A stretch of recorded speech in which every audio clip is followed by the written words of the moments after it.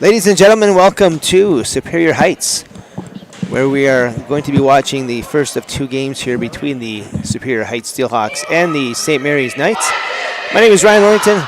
I'm joined in the broadcast booth maybe a little bit later on by John Duke. My regular partner Ashton Young is in Cincinnati, so Ashton, if you're watching, good luck and everything down there. And today we're going to be starting off with the junior matchup. Superior Heights is 2-1. St. Mary's is undefeated at 3-0. And the first time these two teams played, it was a close match early on, and then St. Mary's eventually blew it open a little bit and won by 11 at the end of that one. I'm expecting a really good game here today between these two teams. Both teams have their fair share of grade 10s who are putting in some solid minutes. So I'm expecting a less sloppy game from Superior Heights today. They kind of showed that they had only a few practices before their first game. So I'm expecting their turnovers to probably be cut in half, which will certainly result in a better overall game. So St. Mary's coming in again undefeated, and they're going to be led by their strong players, and certainly you can't talk about St. Mary's without talking about number 44, Sienna Magley. She's kind of the straw that stirs the drink. She makes things go both offensively and defensively, and as a leader. And also Sophia Fata, number 9. She's a fantastic player as well. She does it on both ends of the floor. And the one thing I'm going to be looking at early is to see how quickly Superior Heights gets back on defense in transition. I know St. Mary's likes to push the ball ahead for some easy layups, so we'll see how they get back. And also interested to see how they do offensively after being able to go against this defense in the past. So some early turnovers right back and forth, and here we go. Lily Rumio, she gets it to Jada Martin. Jada looks to get it to the high post, but she's guarded nicely. Inside there to Atlanta, nice bounce pass. Shot is up, just off the mark by Cecilia Mead, but a nice look early for the Superior Heights. Just couldn't get it off the glass, and nice feed there to Sophia Fata, and St. Mary's is on the board 2-0.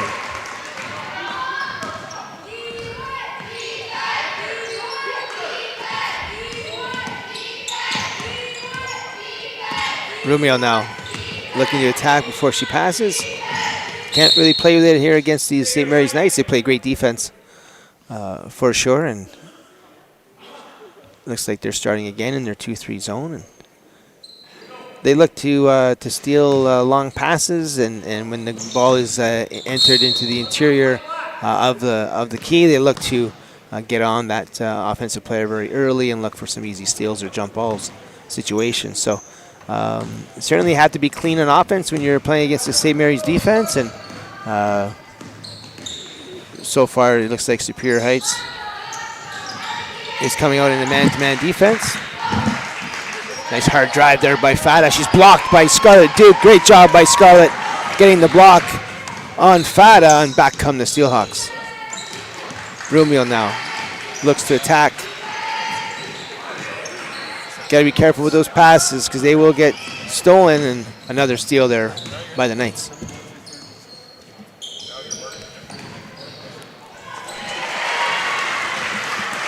We got a special guest here joining us here in the booth. Right from the football field, I'm assuming, into the booth is Tony Bonifero. So always love calling games with Tony. Nice pass inside. You got to get it up on the glass. But a great job there. Nice pass, nice attempt, and she is fouled. So Mead will go to the line for 2. Coach, welcome. Thanks, buddy. Nice to be here. Yeah, my goodness. It's been a while anyway. Yeah, right when I thought I was going to be doing this game by myself, poof. Oh, I know. My partner's back. The standard had to go down a little bit. Well, so we went deep. We went deep. That's right. But so glad to have you here, and Mead misses the first of 2.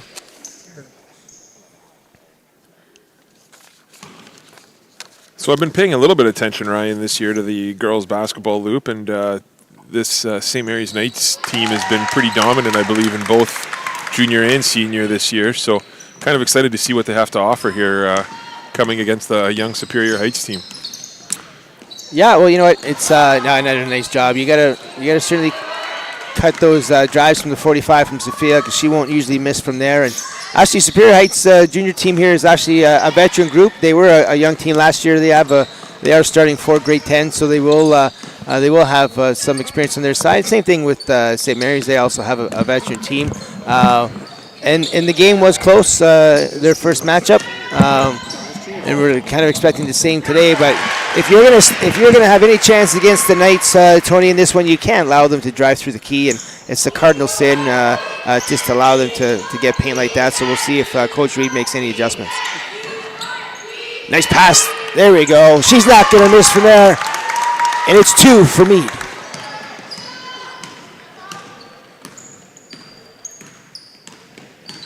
Pinelli now. She's looking for Levesque, but she swings it over to Fata. And now Magley has it. Shot is up by Fata. It's a little bit long, but nice rebound there by Magley. She tries to swing it out. Good job there by Meade to knock it out of bounds.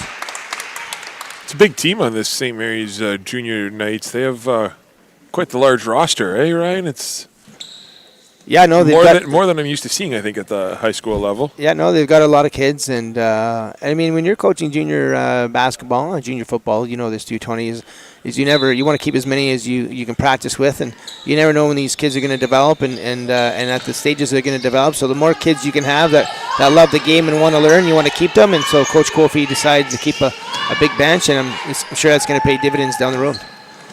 Great job there by Superior Heights getting the board, and back come the Steehawks. They definitely try to move the ball quickly and manipulate the defense. There we go, drive and kick, open shot, Scarlett Duke. Just strong. And a foul there by Duke. And yeah, Nadia and Scarlett Duke, they were grade 9 players last year. I remember we called quite a few of their games, and you're right, actually. They, now that I'm looking at this roster and kind of coming back to seeing a lot of these names again, like Liliana Ramiel and Celia Meade, they are a veteran team here for sure. So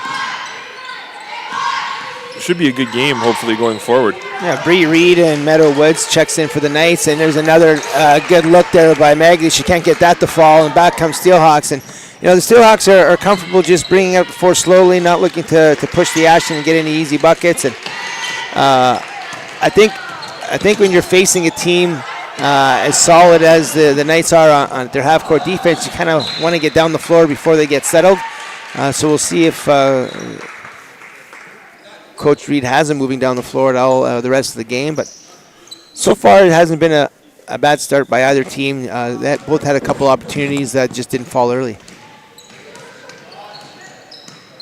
Rumio now does a nice job of, there it is, there's the shot, just off the mark. Rushed it a little bit, did Cecilia, but certainly how you want to beat it. I mean, Rumio does a good job getting two to guard her so she can draw 2 C4, and she made a nice pass, and the shot was just rushed a little bit, or she would have had another chance to get 2. Yeah, Celia's brother, I believe, he goes to St. Mary's, Colin Meade, I believe, and he's quite the football player in his own right. So, a really athletic family here with the Meads. Rumio now kicks it to Duke. Duke looks to get it to Meade. Meade, nice pass inside, gets it back, and she gets fouled, so she gets rewarded for her aggressiveness. And Tony, when you talk about Cecilia Meade, I mean, I've had the pleasure of coaching her with the Elite 8 Basketball Academy, and unfortunately, we only get it once a week throughout the summer, and it's up to them to really put the work in. And I'm telling you right now, if Cecilia Meade can put the work in throughout these next few years, I think she's going to be one of or the best player at this age level. So certainly has the ability to play at the next level if she works extremely hard over the next 3 years. So it's really is up to her, but a fantastic athlete, and she's got a little dog in her too, so definitely what's necessary. So does her brother, and I know her mom well too, and so does she, so I can definitely attest for the character of Cecilia, and hopefully she puts that work in, because you're right? We talk about this all the time with kids, right? All they need to do is put in a little bit of extra effort, and, the sky's the limit for them. So. No, absolutely, and Cecilia is definitely one of those. And Pinelli went up strong to the line, and she was rewarded with a couple of free throws of her own. And so, Ryan, you probably already talked a little bit about this, but for people just kind of tuning in and new to the high school basketball here in the Sioux, what are the strengths of this St. Mary's team, and what's led them to their success early on? Well, a few things. One, their defense is always the first thing that comes to mind when you talk about the Knights, and there it is again, right? Yeah. So if you're going to be playing against this 3-2 defense, or 2-3 defense, you can't be making these long passes. You can't telegraph your pass. You got to make decisions quickly, or they'll be on top of you. And they're very good in transition, so they turn their defense into early offense and do a good job, getting some easy buckets that a lot of these other teams just don't get, right? So if you're getting 8 to 10 points of easy buckets on the fast break out of either transition or made buckets, and the other team's not looking to fast break, that's just 8 to 10 points just thrown up on the board before the game even starts. So it really is a huge advantage for the Knights, and they've got skill. Yeah, and there it is. There, yeah. Boom! Madison Perhonen for 3. And they can play, right? Yeah. I mean, they've got a veteran group, and it's a nice group, and they're always well prepared, and so certainly bodes well for their chances every time they touch the floor. There's another careless turnover, and again, here they are in transition. We just talked about it, the miss, but there it is with the rebound. Magley, she's a little bit off the mark with her left hand, and again, just turning the ball over, and you just can't have that.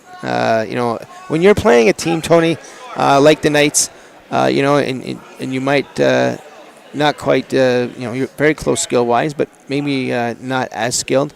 You certainly have to protect the basketball and play a close to perfect game.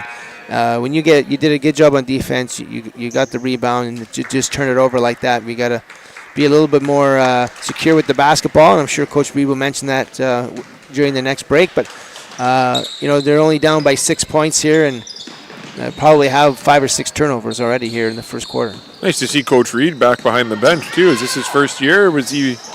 Nice job by Fata for 2, and it is Kirk's first year. Yeah. His daughter is playing on the team, and he's coaching the girls for the first time, and the Knights now on a little run of their own here, and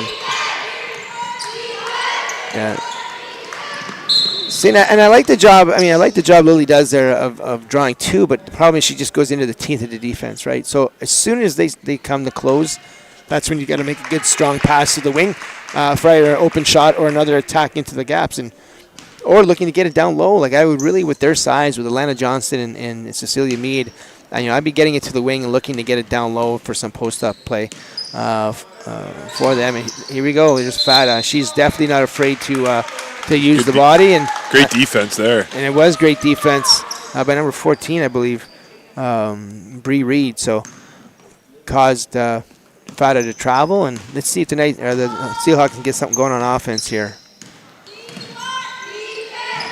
And it's a lot of dribbling. This pass there. You got to protect the ball. There they go. Active hands. Another steal. And Pinelli now has it up top. Fata. Back to Pinelli. Nice job. Pump fake by Magley. She loses the ball. Still taken by Levac. Kicks it out for 3. And there's a rebound by Rumio.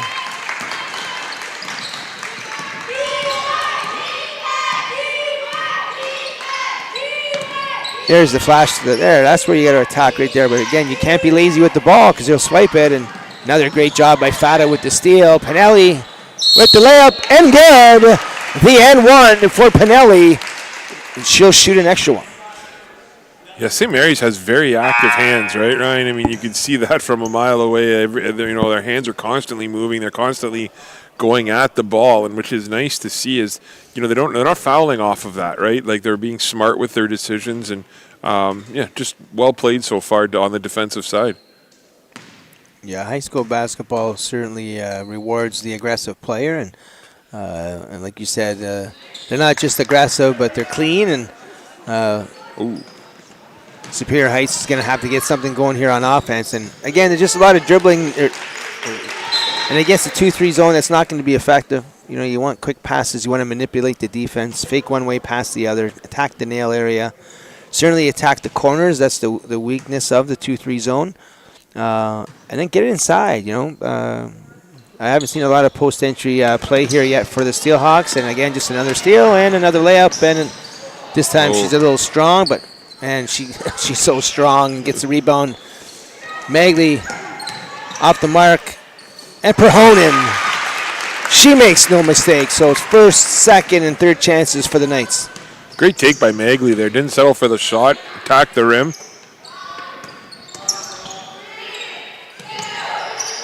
Travel there by number 3, Rena Brouillard. Brouillard with the travel. 0.7 seconds left here. Let's see if they try anything, and they're just going to run the clock out. So after one, it's 15-3 for the Knights, and yeah, Tony, I'm just a little disappointed. I know it was a much closer game the first time around, and Superior Heights had a ton of turnovers in that first game, and it's kind of just repeated itself here in the second game, and no real answers on offense against this Knights defense, and then defensively, you know, St. Mary's is doing what they want to do. I mean, they're penetrating inside the key, getting good looks, and then they're rebounding. Tony's just been fantastic.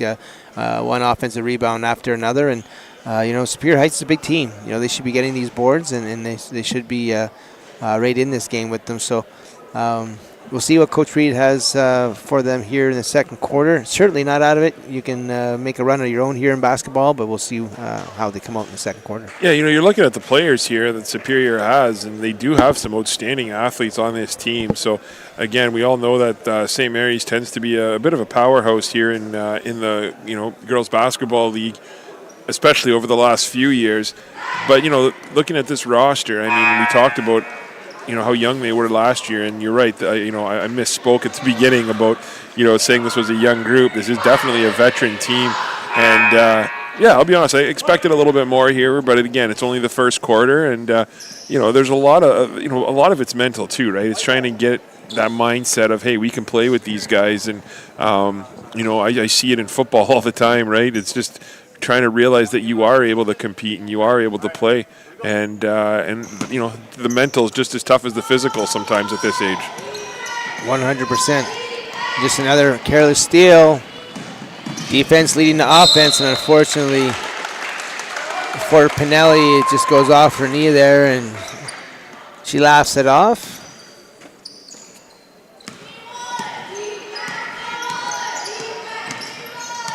And all this dribbling to me is just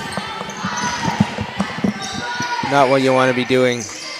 Just dribbling right into the teeth of the defense, and against this team, you want ball movement through the air and attacking those gaps and looking to get it inside. Use that size. I mean, you've got Cecilia Mead, you've got Alana Johnston, and another shot there by Magley. Nice rebound.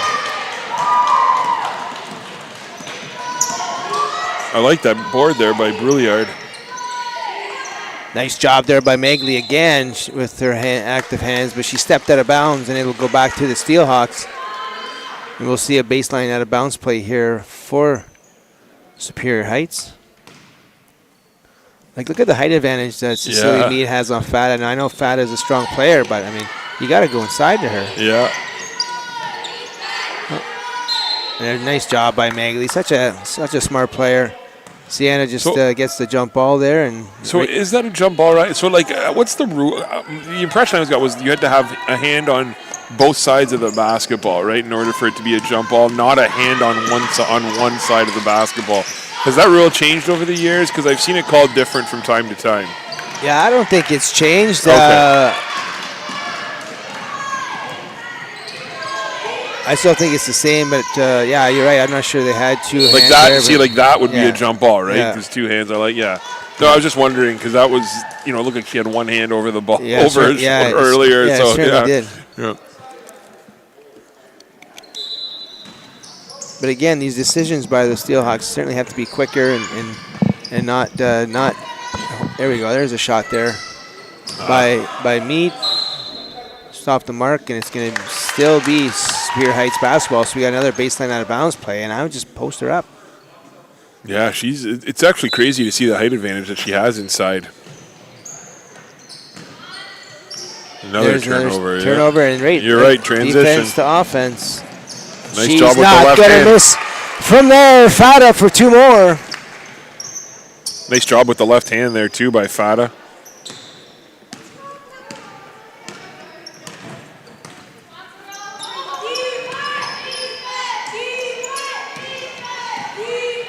And again, you can certainly screen the top of the zone. I haven't seen a screen from Superior Heights yet either.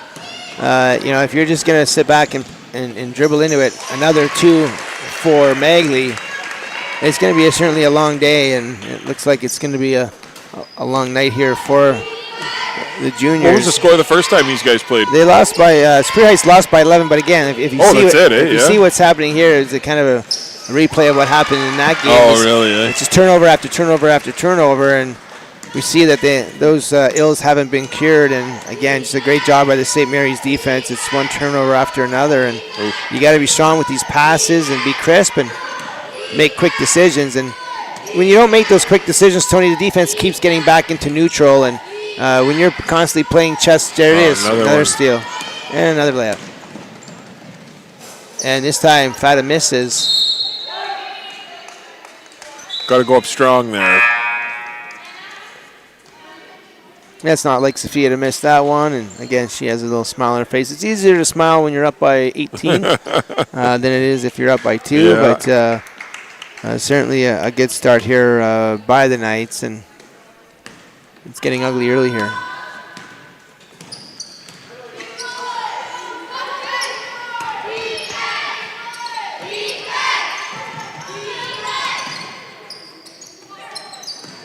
There it is. Nice play there. There it is. That's what you want. Nice pass, nice finish. It's Mead for 2. Yeah, Superior Heights with Woods and Mead, almost park them down low. See if you can make something happen. They got big height advantage down there. Oh, they certainly do. And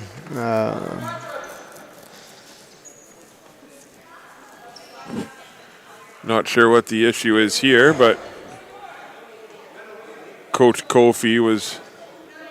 I mean, again, we talk about it. It almost seems like every telecast because there's so many teams playing 2-3 zone in junior. And I'm not a huge fan of it, to be honest with you. I think at this level, junior zones should be banned. But because it's not, and it is certainly effective, teams are running it. And it's not so much, Tony, that it's effective because teams at this age and girls at this age aren't great shooters. It's that they're not great passers, right? Yeah. And so when they're, if you're not working on passing every single practice at this level, you're going to be behind the 8 ball, and you certainly have to work on making crisp passes and looking one way, passing the other. Try to manipulate this defense, attack the gaps, swing it. Reverse the ball and again try to get some advantages. But when you're just passing top to top and you're just you're letting the defense get neutral, you're just not gaining any advantages, and that's all offense is. It's just a constant pursuit of finding advantages, and Superior Heights unable to find some right now. It's funny to hear you talk about that, Ryan, because I'm reminded, right, I played YBC basketball way back in the day with legendary Mr. Gibbs of Sault Ste. Marie, who taught basketball there for a number of years. And I started there when I was 8 years old. And I'll always remember this because I couldn't wrap my head around it. To your point, he made us practice passing before he made us practice shooting because 100%. He always said that passing was more important. So, for the first 2 weeks, all we did was work on chest passes, bounce passes, all the different passes that there were, and we worked on that quite a bit. To your point, right, to kind of generate plays, because he always said that everything starts off of a pass, not off of a shot, which makes a lot of sense. So hearing you say that is just kind of reminded me of that from back in my youth. 100%, 100%. And 21, Charlotte Nadeau with a nice bucket there for the Knights. And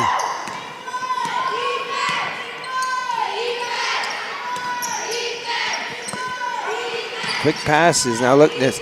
Yeah, see, you got to hit the nail earlier there. And these passes are.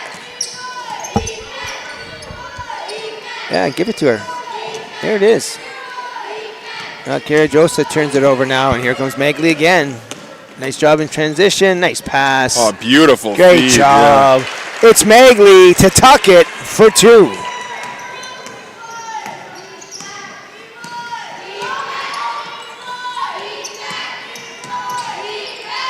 I mean, the Knights really even haven't even had to run a half-court set. I mean, they just get the ball turnover after turnover, layup after layup, and here we go again. Another turnover, yeah. As soon as they put the ball down, they're swatting away at it, right? Great job by nice defense. Tuckett there to go hard with the shoulder-to-chest advantage, but a good job on defense there by Scarlett Duke. Yeah, you got to look to the nail. There we go. Oh, you got to get inside right away. Oh, another nice steal. But they're not even looking to post up down low. Not even looking to get it. There's Megley again. Nice take by Megley. And this team is on fire. It's a well-oiled machine here halfway through the season. And there she is at the nail. Give it to her. Oh, it's too much dribbling. So, Ryan, you talked about this a little bit already, and I know you've talked about it before, but for people just kind of tuning in, you talk about how zones should be banned at this age, right? It's almost been a progression since we were younger too, because we always played man-to-man at every level growing up, and then a zone would be kind of something that we would throw in a little bit. Can you explain to people why you think that the zone should be banned at this age, or why you're not a proponent of zone defenses at a young age, and why it hinders development?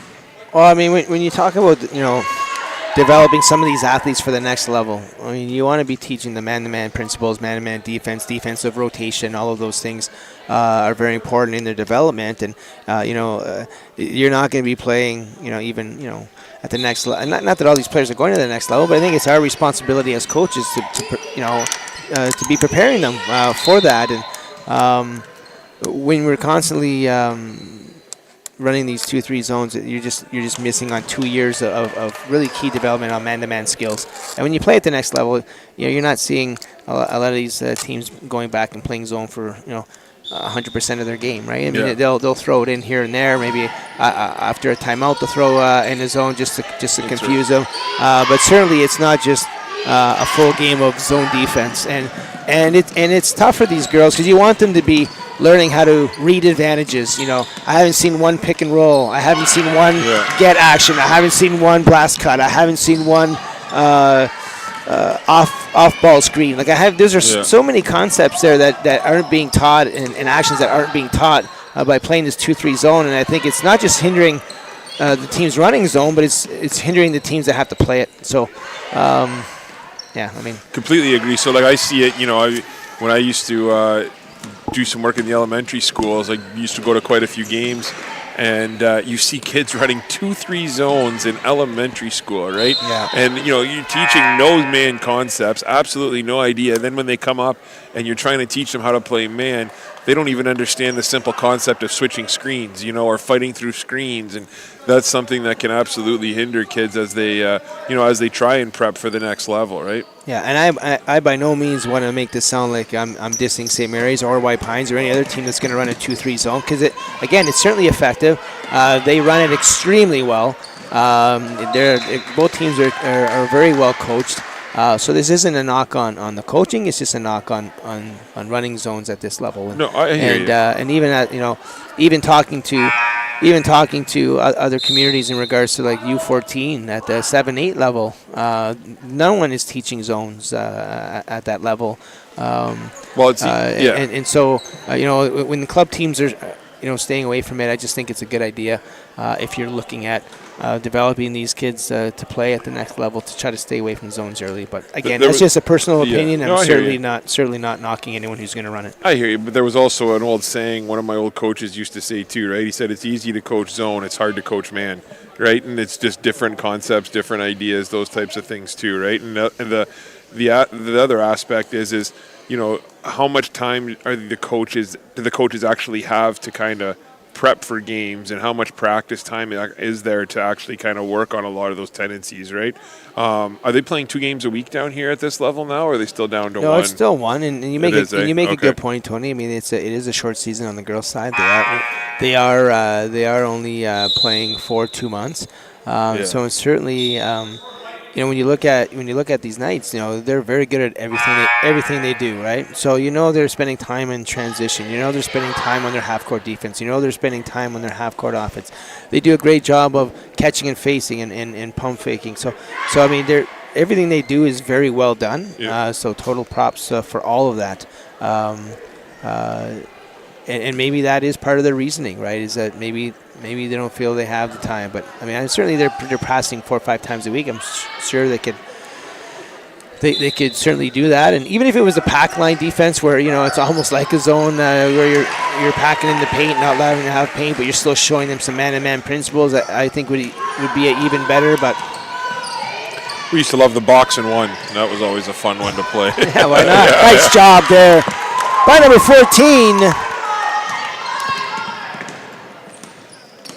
Bree Reed for 2. A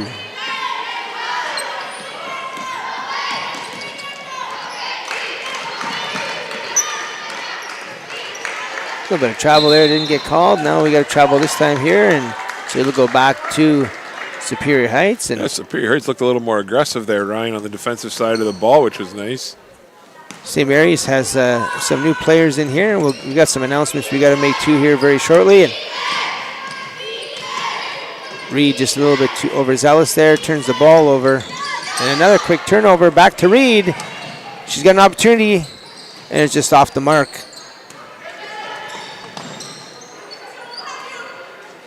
And she's fouled. Nice pass there by Scarlett to Reed, and she's going to be rewarded for her aggressiveness. She's going to go up for 2. Yeah, Wendy's of Sault Ste. Marie and Team Essentials have teamed up with Saultsports.com to honor the high school's top athlete of the game when Sault Sports TV streams their regular and postseason games. Each game, Sault Sports TV announcers will select a player from each one of the teams, and they will be rewarded a Wendy's gift card and a Team Essentials with a Team of Essentials Athlete of the Game T-shirt as well. Wendy's gift card, wow. Why don't they have a $10 gift card from Wendy's? Yeah, you know what? My goodness, why didn't they have that when we were in high school?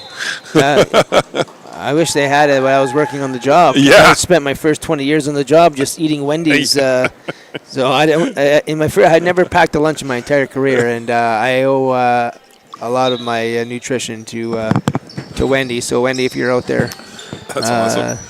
Thank you very much for those chilies, baked potatoes, and JBCs.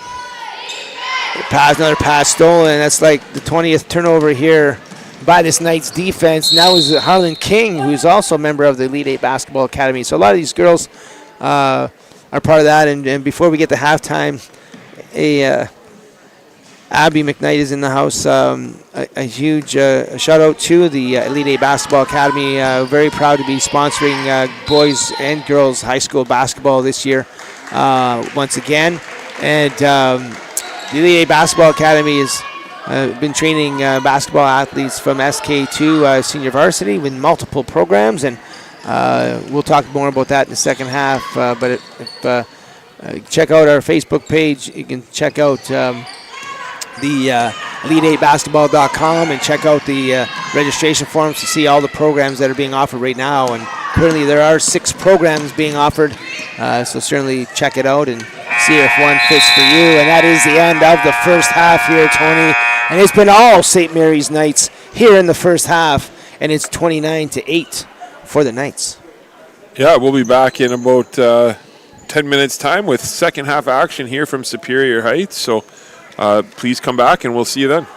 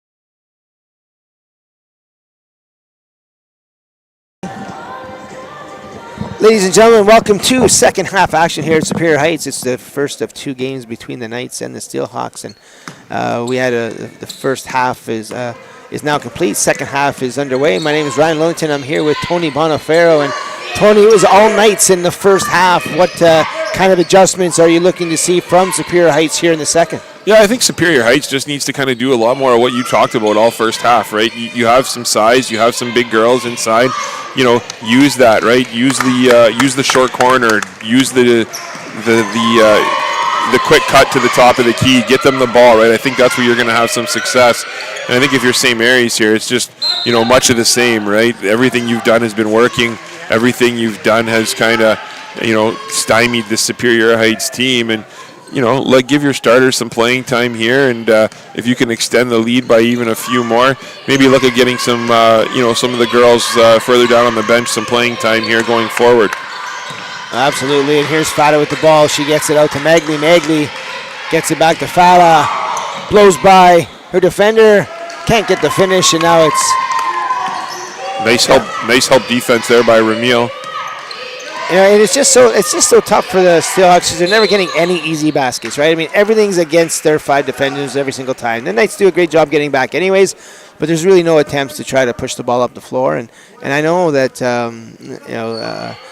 Lily Rumiel's a smart player. She's definitely quick enough to get it up the floor and a good enough passer to get it up with the pass. And they're just settling for half court against this tough defense. And long shot there by Fada, rebounded nicely by Perhone in the corner, but she did step out of bounds, so it'll be back to the Steelhawks. And so, Ryan, how many of these girls on both these teams here are part of the Elite 8 Basketball Academy? Sorry to put you on the spot like that, no, but that's fine. I wasn't sure if you knew.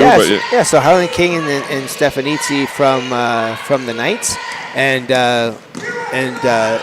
Lily Rumiel, the Dukes, Alana Johnston, and Cecilia Mead, Jada Martin as well for Superior Heights. So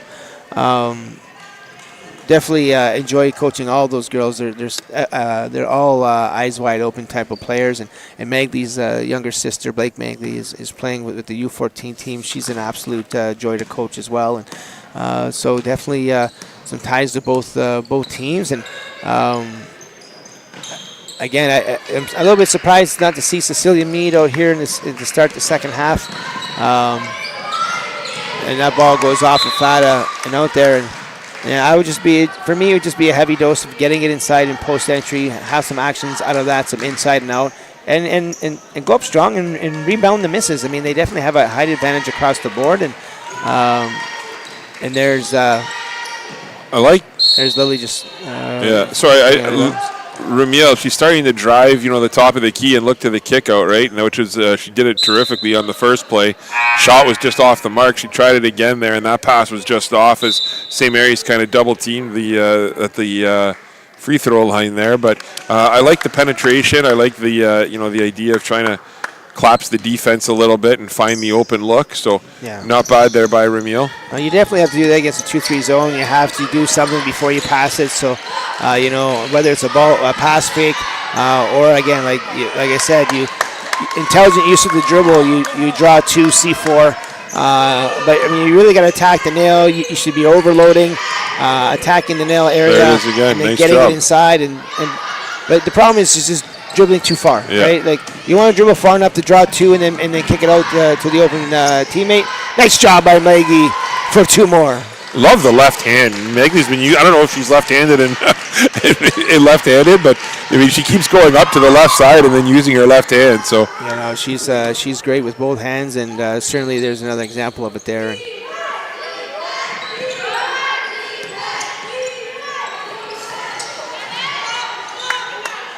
Shot there by Rumiel. I like that shot, just off the mark. And again, see what the Steelhawks can do defensively here. What a pass inside. Ryan, I find in junior basketball at both levels, boys and girls, I find shot selection is such a huge deal, right? I mean, we see, times the good teams don't just throw up random shots from time to time, right? They always look for that good look, make that extra pass. And shot selection seems to be a real big deal. What are your thoughts on that so far this season and kind of what you've seen in the junior basketball rank here with the girls? Yeah, I mean, that's a great point, Tony. And when we're coaching our girls and boys, we talk about, every possession ending on a rob shot. So that's in range, open, and on balance. And the good teams do it, right? And you want to pass up good for great. So the way we kind of explain it to our girls and boys, especially at the younger ages, is, you want to take iPhone 14 Plus shots. You don't want to be taking those iPhone 8 shots, right? Those iPhone 8s are trash, right? Yeah. So we want to be waiting till we get an iPhone 14 Plus shot. And if you can do that, it's a long possession. It certainly is a 30-second possession. Take your time. Wait till you get that good shot. And that was a good opportunity there. And she's going to go to the line again. So, better ball movement that time by the Steehawks, resulting in an open shot there for Meade, and she's going to be rewarded with 2. So, yeah, 100%, Tony. I mean, you got to the good teams certainly take their opportunities, and the best ones get close to the rim, and certainly St. Mary's has been doing that time and time again, getting close to the rim, and your shooting percentage certainly goes up the closer you get to the rim, and goes down the further you get. So,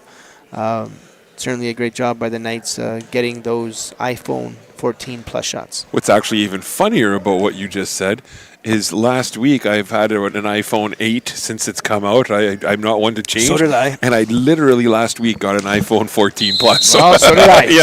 Okay. So did I. That's even funnier. So that's... hey, but listen, it was a 256 gig. Yeah, that's what I got too. How do you replace that? Yeah, I was scared that everything wasn't going to transfer over. Yeah, and no, sure enough, it just all transferred over easy peasy. It's crazy, I know. And I'm like, and my plan went down. I'm like, why didn't I do this 2 years ago? Yeah, like, what am I? I'm paying more money for a crappier phone. It's so true, man. I had the exact same thing happen. So great analogy because it's a real life situation. Yeah, we want to pass up those iPhone 8s for the iPhone 14 Plus shots. Yeah. So give a little preview of the senior game here. As this game, 32-8, we're obviously going to still pay attention to this, but we have a big senior game coming up. So give a little bit of a preview, Ryan, on the senior game that's coming up between these two teams.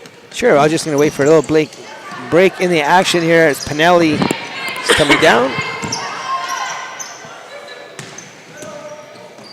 Magley, another nice pass. Man, she's just such a smart player. Is Magley. She's her eyes are always up. She's always looking to pass. She's such an unselfish player, and just a joy to watch. And those Magley sisters can sure ball out. And Sienna again doing it for her team. And the senior matchup, Tony. The first matchup between these two teams was not pretty. Superior Heights senior team is a little bit short-handed, unfortunately. Not a lot of experience on that team. A lot of first-time players. They're led by Maya Ferguson, who's certainly a nice player. But, Maya's great. But when you don't surround talent with talent, and I'm not saying that the Superior Heights isn't talented, they're just so inexperienced, and I'm not sure there's going to be enough of a season. And I didn't get to see that first game, but the score wasn't pretty. And certainly playing against one of the two best teams in the league in the St. Mary's Knights. I know that themselves and Cora will certainly be a matchup to watch as the season progresses. Who's the best? We'll certainly find out come season's end, but St. Mary's is certainly in the conversation as being one of the best teams, if not the best team in the senior loop as well. So it's going to be a combination of one of the best against one very inexperienced team in the Steelhawks. So we're hoping it's going to be a little closer than the first one, but we will see. I like the fact that Ramil here has been kind of driving and trying to make something happen and trying to penetrate the zone a little bit here, which is again nice to see. Right, that's kind of what you need to do, and just got to make the right pass here. And again, there's lots of open shots because St. Mary's collapses hard on those drives. Yeah, when you have a team the size of Superior Heights, just don't be afraid to shoot it. You got some girls there that can rebound misses and go get the board and go back up strong with it. Oh, nice movement there. Good defense again. Yeah, great communication there by Magley. Nice pass inside. Oh, great rebound. Back out to Jada Martin. Martin now has it. She's pivoting, but pivots right into Tuckett, and Tuckett rips the ball out of her hands, and she is going to be called. Jump ball is going to be called, and so it'll stay Superior Heights basketball. Rena, I hope I'm pronouncing her last name right here, Brouillard. She's going out of the game now, the grade 9 athlete. She's caught my eye a few times here in this game with some nice plays, and she grabbed a nice rebound there. She's not the tallest girl, but had great position inside and not afraid to mix it up in there. So well done by her. Oh no, for sure, and just a great job on defense there by Fada. And you got to be a little bit more careful when you're going up against her. And a nice job there by Meade this time to knock the ball loose. So some good defense being played here on both sides. We're going to see a baseline out of bounds play here for the Knights.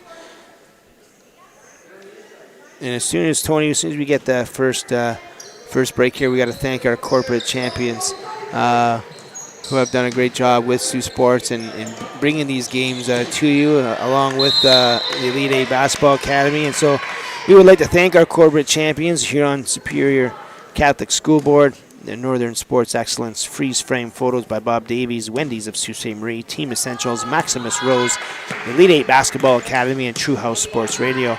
If you're interested in having your business highlighted on Saultsports TV, just contact Saultsports at saultsports@gmail.com.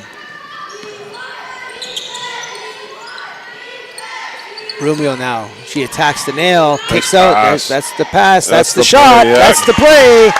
And a great job there with the intelligent use of the dribble by Lily. Nice pass.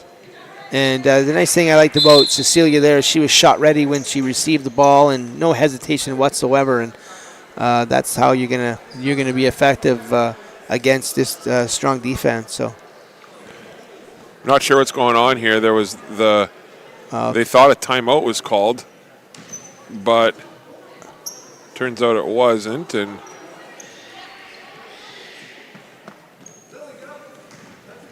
looks like St. Mary's will have it as Superior with a full court press here. And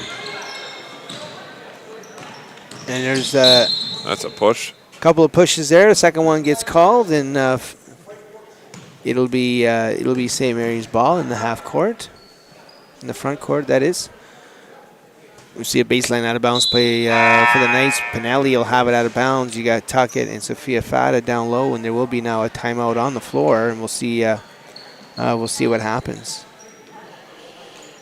Is that a is that a Mark Lesage sighting I see over there? It is. He is the head coach of the senior girls at Superior Heights. Is he really? Oh, he's been a long-time coach for a long, long time. Oh, my goodness. Heights, so. I didn't realize he was at Superior now coaching as like that. Yeah. I have the best Mark Lesage story ever when he was my grade 9 I actually have a couple of them. Maybe I'll save them for the senior game. But he was when I was in grade 9. We'll filter them he first. He was doing that. Sure we'll have to. Yeah. This is a different era, right? So make sure they're Saultsports appropriate. That's right. And, we'll go from there. Yeah, no question. So Ryan, we were talking a little bit about this, about the Elite 8 again, and the one thing I asked you was, I've always wondered this, why Elite 8? Out of all the names that you could come up with, you came up with Elite 8, other than the fact that it sounds great, it has an outstanding ring to it, but, does the 8 mean anything, and is there any importance to that? There is. And okay. So first of all, when coming up with the name of the academy, started in June of last year, just really wanted to continue coaching and filling the gaps that were necessary, that needed to be filled here in Sault Ste. Marie. So we started with a skill development program. And so I really wanted to concentrate on 8 specific skills to start our program. So we wanted to concentrate on ball handling, footwork, passing and catching, shooting, finishing, protection plans, rebounding, and defense. So we really, not only is it recognizable, you think of the Final Four in the NCAA tournament, and after winning a few games, you get down to the Elite 8.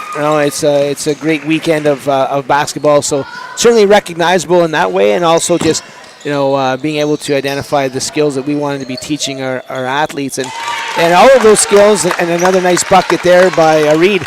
But again, another important thing that the academy really concentrates on is all of those 8 skills are surrounding basketball decision training. So BDT. So it's very important that not only are we teaching the skills, the physical skills for these young athletes to learn, but also the mental skills and the decision making, and very, very important to be making those decisions in what we call 0 seconds, and making sure that you're fast in those decisions, and sometimes even knowing what you want to do before the ball even gets there, and then it's about reading those actions and making the right play based off what the defense is giving you. I know when I used to play, Tony, and probably when you used to play, a lot of our movements were predicated by systems. Running the flex, or running the thing, and you did this, and you screened here, and then you did this, and you screened there, and then you did this, and you screened there.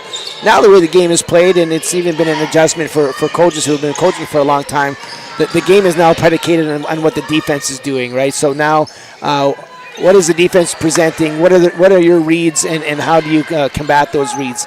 And you're constantly just looking for advantages, right? So it's a constant pursuit of advantages, and then once you find that advantage, just like Fata did there, great job turning a small advantage into a big advantage. You want to keep the ball moving until you get a good shot, and there was a good example of it there. Fata blows by her defender. She's got a small advantage. She kicks it out to Magley for a big advantage and a great shot opportunity there. And here's again Levesque with a small advantage opportunity, kicks it out. And a great job by Tuckett to get it up, but unfortunately it's there. So the 8 does have some significance there, and currently we're running 6 programs on the go right now as we speak. We ran numerous programs over the last year. We're currently just launching our U14 and U16 club program, so we're off and running with that as well, and just a great group of players. I mentioned Blake Magley as part of that team with the U14 girls. Certainly a very nice group of young athletes on that girls team, and then the same side on the boys. So very, very excited to get that going. We're running a high school girls shooting and finishing school right now during their season, and a great job by Fata there. Beautiful for another play. 2 points. Yeah. And she's just such a wonderful player on both sides, and an established hockey and soccer player too, so just a overall great athlete is Sophia Fata. We're also running a high school prep boys program for nice shot there. Boom! Scarlett Duke for 3. Yeah, the one thing, Ryan, on that, sorry to cut you off quickly, but just on that possession there was a beautiful high screen that was set there by, I believe it was Alana Johnson, and she sets a high screen, allowed Ramil to kind of go around that and then find the open shot, and they nail it, which is awesome. So that was a better possession, and that was one of the best possessions I think we've seen this entire game for Superior Heights, and it was a nice way to end the third quarter. No, absolutely, and we talked about it earlier. A good way to beat the 2-3 zone is to screen the top of the zone, right? I mean, we call it Rhode Island and Louisville when we want to do that, just to screen right side or left side, and it allows the guard. You can do a lot of things out of that. It allows the guard to curl there, and then you can look for a flasher. You can curl and shoot it. That time there was a wide open pass there to Scarlett, and Scarlett makes no mistake whatsoever. Gets the ball to the top of the backboard, swishes the basket, and she is another one of those players that if she continues to work on her game and works hard, she again has that dog in her, and she can certainly play. Just has to put the time in and continue to get good coaching. And well, if I can tell you this, Ryan, she already shoots better than her dad, so that's John Duke. Yeah. Yes. No, I mean John. It's funny because I coached John back in high school, and John was one of my best players, if not my best player, and now to be coaching with John at the Elite 8 Basketball Academy and watching his daughters. When did you coach John? You didn't coach at Cora when I was in high school? 100% I did. I coached you coached the Jason Ruley team and 100%. Really, eh? So we beat you guys in the in the quarterfinals then back then. I was at St. Mary's that year. We finished last place, and then we ended up winning NASA in the regular season. It was crazy. But I coached back then. There was midget boys basketball. That's right. So I coached the midget team. Okay. And so when I first graduated back in '95, Gary Cormier and Les Kennedy asked me to coach football and basketball. So I coached it out of high school. And so I was assistant coach to Gary on the basketball team, and then assistant coach with. So did you coach against Lesage then the first year of midget? Because we were in grade 9 the same time, and he would have been the midget coach at St. Mary's.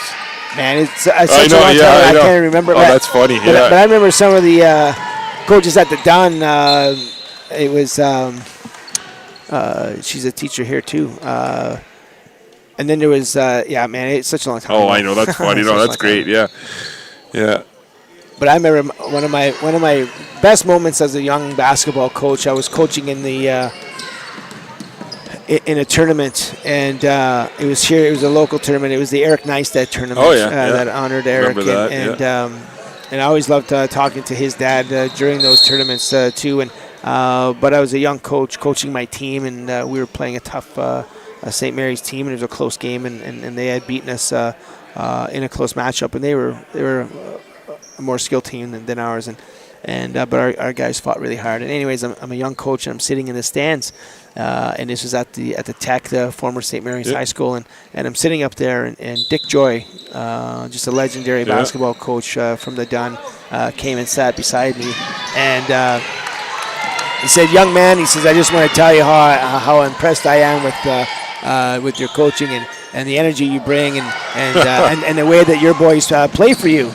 And I'm telling you, Tony, I almost start crying. Oh, yeah. Coming from Dick Joy, that's a big deal. Yeah. So I was like, that was one of my, it was like it happened yesterday. It was one of my best moments. So funny. And that was like 30 years ago. So it's like, just so many legends of coaches back during that time.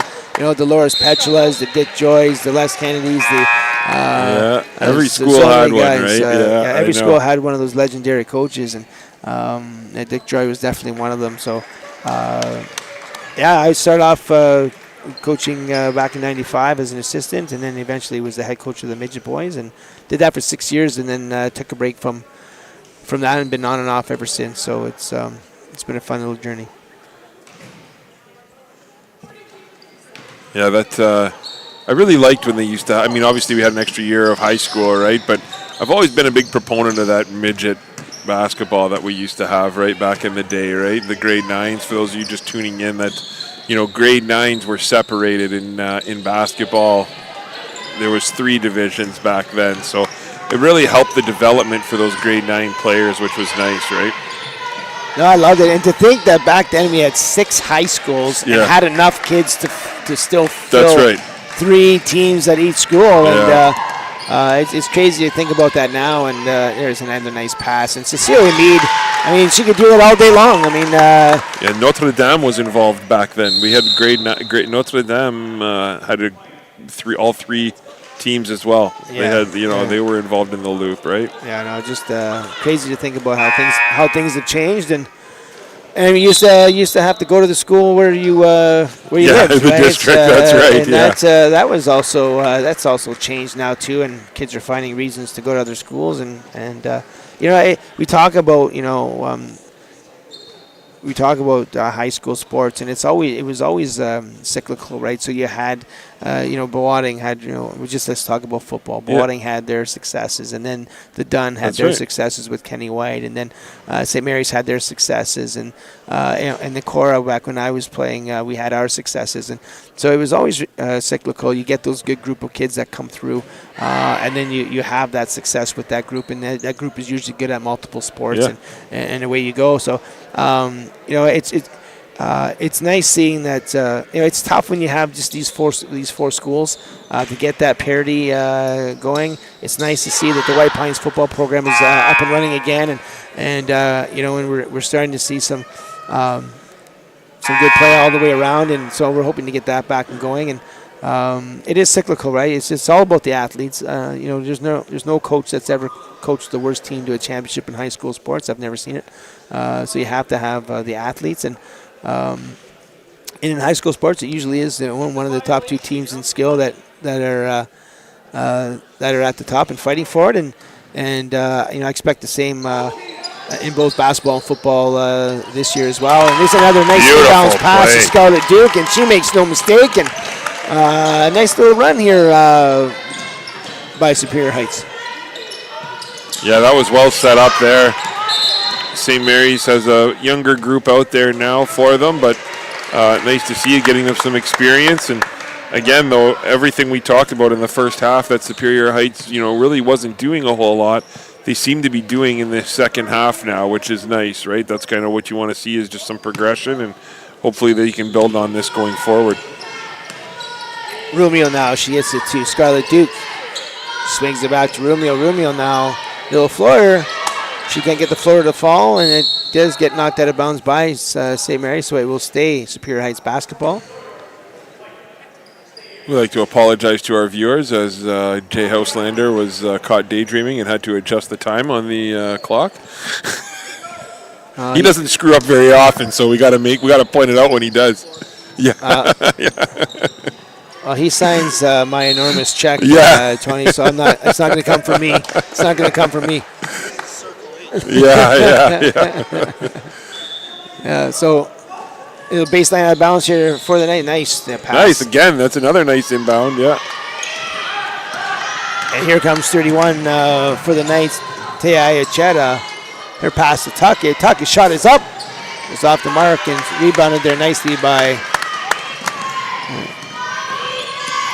Back come the Steelhawks. Shot is up there by Lily, and it's just off the mark there. Yeah, we talked about Lillian a little bit last year too. Her brother Ray Ramiel, an outstanding athlete here at at Superior Heights for a number of years. Played football, comes from an outstanding family as well. So nice to see her out here and continuing the Ramiel family legacy here in high school sports at Superior Heights. Yeah, no, 100%. And it's funny how many times these athletes are getting beat by the pump fake, right? I mean, I know that's a thing. Yeah. It's like they're not shooting it. I haven't seen them take a three the entire game, so don't get beat by it. Stay home, stay low, live low, as we say, and make them earn it. Nice play, nice steal again there. Long pass there is knocked out of bounds by Ayacheta. She was looking to get the ball to number 1 for Superior, Zoe Marcel. So Zoe's getting in her first action of the ball game. And yeah, Ryan, what do you think about, Superior Heights potentially down the road having a lineup where they have Meadow Woods, Alana Johnstone, and Celia Mead out on the court at the same time together? You would have 3 girls who are taller than anyone else on the court. Kind of what are your thoughts on if that's something that they should look at utilizing later on throughout the season? Yeah, I mean, it's certainly something they can look at for sure, Tony. And I just, I would certainly, I haven't seen them really run a true post entry yet, where the ball comes to the wing, the girl playing below the zone smashes the real estate into the middle of the key, demands the basketball, gets the ball, and then does something with it. It's just kind of been a flash here, a flash there, more of the, like you talked about, the short corner. So it's kind of just been like a short corner pass for a shot. I'd like really see these girls work on post entry. We're running a post play program right now with Elite 8, and it's totally free for high school girls who want to learn post play work. And if they're interested, by all means, send an email to elite8basketball@gmail.com, and we'll certainly send you a registration form. It will be on the website. We had our first session last night, and it's like the forgotten place on the floor, right, when it comes to high school basketball. And these days, the post is not a position anymore, Tony. It's just a place on the floor. But at Superior Heights, coaching the boys team, we ran post entry every day, and why not, right? If you have a point guard, we had Tyler Greco and other guys who are really good at playing in the post. Why wouldn't you send a 6'2" guard down into the post when they have a shorter defender and let them go to work, right? And when you're working on post entry every single practice, you're going up against girls and boys who don't work on post-entry defense, right, yeah. right? So, especially at the guard position. So, I really think it's an underutilized action, and certainly when the shot percentages go up when you go inside and out, right, and get the ball into the post. So, I really think it's underutilized in high school basketball, and certainly hasn't been really utilized here by Superior Heights, and certainly not a knock on anybody. It's just it's not something they've concentrated on yet. But certainly, you asked the question, and I gave the answer. I would certainly be looking to get it. I'd be running my offense through the post if I'm Superior Heights with all their size. And then you look at both Duke sisters. Certainly the height that they bring, and I'd be just jacking up, looking to get it inside, and if not, look to kick it out, take the shots, and get the rebounds. Good defense here, and they don't get the shot off. That was nice perimeter defense there by the Knights. So, Ryan, I guess my other question, I don't mean to put you on the spot here, but, what would you say if this is a perfect time for this on a timeout, what would you say to to a parent out there who's listening that is interested in signing their kids up for Elite Eight or doing something through Elite Eight, but they're a little bit concerned because maybe their child goes to a different school, and maybe they might think that the concepts are different, and are they going to teach things that go against what their high school coach is telling them, and those types of things. What would you say to a parent who kind of has those issues or those concerns about doing more training in the off season? Yeah, so it's just like any other sport, Tony. First of all, when it comes to youth in their sports, we encourage that they play multiple sports, right? We want them to play numerous sports. But if your child has a passion for basketball and loves the game and wants to get better, when it comes to basketball, Tony, and there's like 6 common actions when you're talking about teaching concepts, and every coach teaches all of them, right? Mm-hmm. And then more importantly, at this age, it's all about skill work. You're teaching ball handling. Footwork is so important. It's an undervalued skill. Passing and catching, right? Not just the passing, but catching a pass and catching a pass ready to shoot it. Shooting, and then when you talk about rebounding and all that, but when you talk about and defense, but when you talk about actions, you're looking at again 6 or 7 common actions in basketball. We're not really getting to see a lot of them here because of the 2-3 zone defense that's being played. But you have dribble handoffs. You got get action where you pass it to a teammate and then go get it and play off that action. You have blast cuts where you're cutting from a double gap into a single gap. You've got off-ball screens. You have on-ball screens. You've got pick and rolls. You've got and then you have 3-man actions like zoom and pistols. So those are really the only actions that are going to be run, and every coach should be coaching those actions at this level here. Yeah. You're probably going to find 1 or 2 common actions that your girls are able to execute, and then learn the reads and play off that, right? And find those advantages through that. So as far as the question is sometimes asked. My son's not very skilled and my daughter's not very skilled, but she really loves the game. Yeah. Perfect. Yeah. Let's sign her up for the junior NBA program. It's a grassroots level program designed by Canada Basketball. Let's get them involved in that and build their skill from there. And then we have girls and boys that want to play more competitively. So we have our club team programming that's starting, and we want to get it starting as young as U12. But right now we've started at U14 and so there's definitely something for everyone. We've got free programming, and certainly there's not a child. We've had people, sometimes concerned because financially it's just not working for them at the time, whether it's just bad timing or otherwise. And a child is never not going to play because of finances. We will certainly work with the parents and certainly make sure that their child is playing. So. And if they have any questions about Elite 8 basketball, certainly just send us an email at elite8basketballacademy@gmail.com, and we'll certainly answer any of your questions immediately, same day or the next day. We take pride in our communication, and again, I don't want to make this all about Elite 8, but again, you asked it. Oh yeah, 100%. I'm just curious. Yeah, no, it's all good. So we do have 2 minutes left to go in this ball game. It has been, for the most part, all St. Mary's. Just doing a great job once again. Their defense leading to offensive opportunities, layup after layup. And and Superior Heights struggling on the offensive side of the ball. And certainly the cream of the crop are the St. Mary's Knights. They've done a great job here to start the season. 4-0 to start and now we get to see how they finish. And I haven't seen any results from tournaments out of town, so I'm assuming they're doing well out of town as well. And certainly looking forward to seeing how they play throughout the rest of the season. Yeah, you know what? Though watching this is, like I said, this is my first time watching this Superior Heights and St. Mary's team. I don't know. I feel like Superior Heights has a lot to build on, right? I feel like they have some players, they have some depth, they have some size. You know, I do feel like Coach Reed definitely has some tools and some weapons. And you know, I've known Coach Reed for a number of years too, and he's a great basketball coach. He knows the game. He understands the game. So I definitely expect him to kind of, you know, develop this team and keep having them progress and make strides going forward. Absolutely, and they can be a scary team to play against in the final or in the playoffs or even later on in the season if they can start to figure it out a little bit. No, absolutely, and again, it's just it's that 2-3 zone that gives them some problems. So it's their ability to figure that out and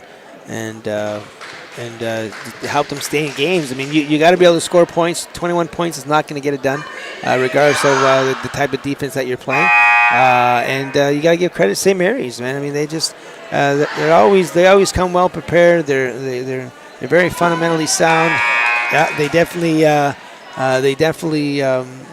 you know, do what they do and do it well, and so you got to give them full props and full credit for that. And it's just so nice seeing these young athletes and play at the level they're playing at, and 100% kudos to them. And Tony, on that note, talking about athletes, we got to discuss the team essentials and Wendy's athlete of the game, and I'll let you do the honors on the Superior Heights side, if you will, and I'll pick a player on the. Well, the pressure's on. I don't know who's already won for Superior Heights so far this year. Okay, we're getting away from Jay. It doesn't matter. All right, athlete of the game is athlete of the game. So sounds good. We'll give the athlete player of the game today to a young lady who had the ball in her hand quite a bit for the Superior Heights team and tried to make some plays all over the court and did the best she could.